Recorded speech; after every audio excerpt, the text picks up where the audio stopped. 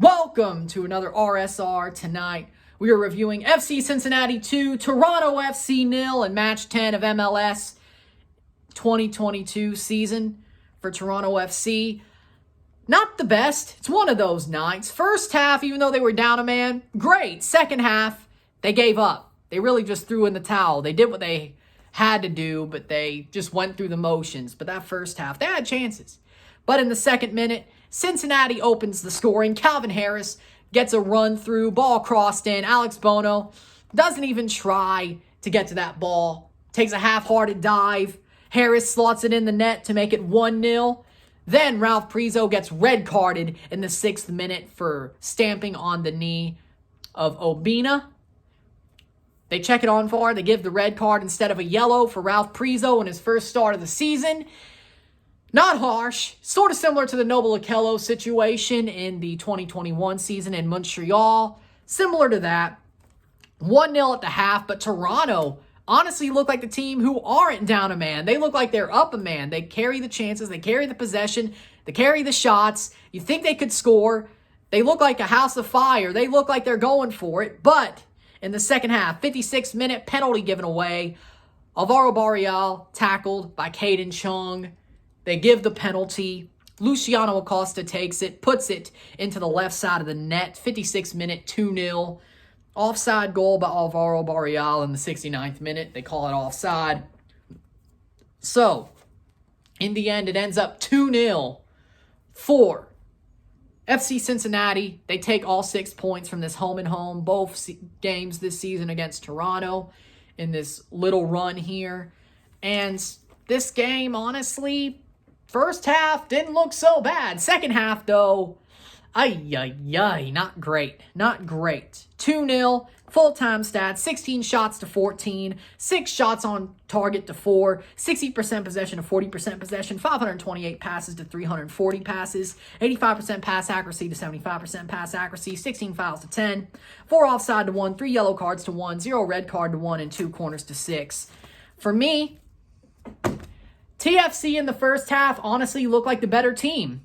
Second half, though, again, they threw in the towel. In the second half, they didn't get the goal in the first half that they thought they were pushing for, that they looked like they were so close to getting, and it broke them. They came out of the dressing room and they're like, we did what we had to do. We did what we needed to do, and we didn't get the goal. So we're going to step back and just throw in the towel since we're down a man. And they did. And then Luciano Acosta scores that penalty, and they just say, yep, that's it. Especially after that. But even then, in the first half, they didn't look like the better. In the second half, they did not look like the better team, even early on before the penalty. But certainly after the penalty, they throw their hands up and say, yep, that's that. And we're just going to throw in the towel. The game's over. Cincinnati just gets seeded the 3 points. And it could have been worse. They didn't get their butts beat. They didn't get slapped. But they certainly, in the second half, gave up. But overall, first half, Toronto looked valiant. And I was happy with that performance. If they had kept that the whole game and just kept being valiant and kept pushing on and kept making chances and just kept going for it, I'd be happy with it. But the second half kind of throws a little bit of a sour taste into it, basically saying, hey, guess what? We don't care. We have a 2-0 loss. We're down a man. We ain't coming back. We'll give up. That's the thing. That's the question. They did not look like once they went down 2-0, they said, we ain't coming back. You got to talk about their mentality. It wasn't there. The mentality was not there. First half, it was.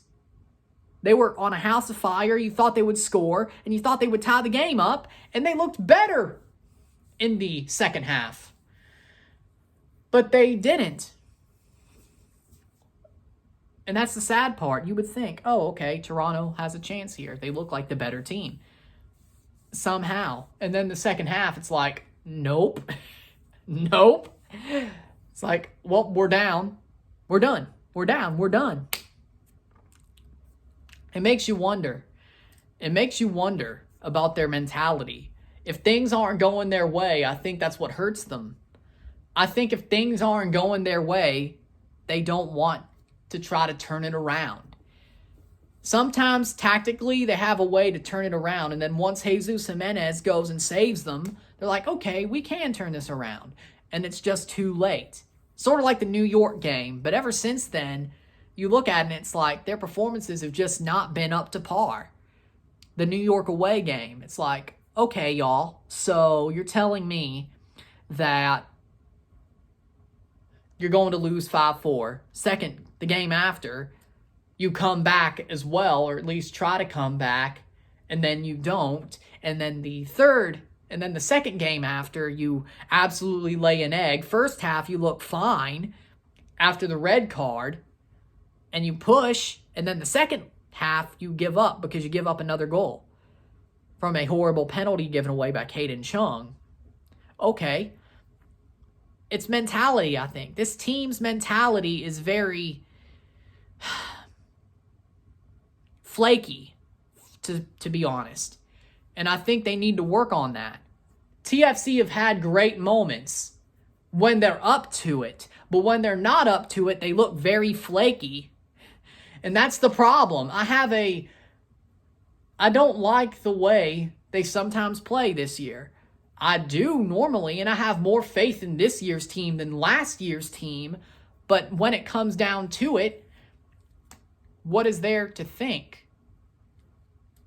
They are good, but their mentality only is really great when things are going their way, or somehow they're back in it and they're like, oh, we can actually come back. Jesus, thank you. You know? Because it's normally Jesus Jimenez who does something great. Or Pozuelo, maybe. He's part of it normally. And you look at it and it's like, Normally, they're either only having good mentality when they're up or when it's too late. And they push and push and push, and they just can't find it. Or they win easy. But when they're losing and they can't find it and they don't have it, they do not respond. That's the problem.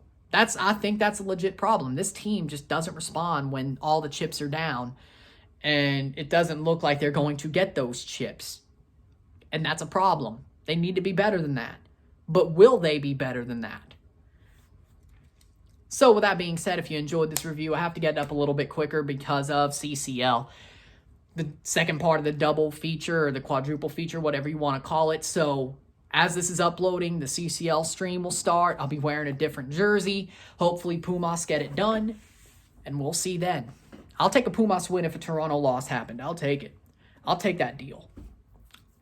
I'll take that deal easy. But with that being said, if you like this video, hit that like button, hit that subscribe button, hit that bell notification. Once you subscribed, put this in playlists, send super chats on the live streams, comment on this video, share this with friends and family, all that great stuff. I will see you for the stream as this is uploading and the review of Pumas versus Seattle versus Pumas, the second leg, and the whole CCL in a way. I will see you for that. I'm out. Peace. See you later. And hopefully the Vancouver game on Sunday is also pretty good.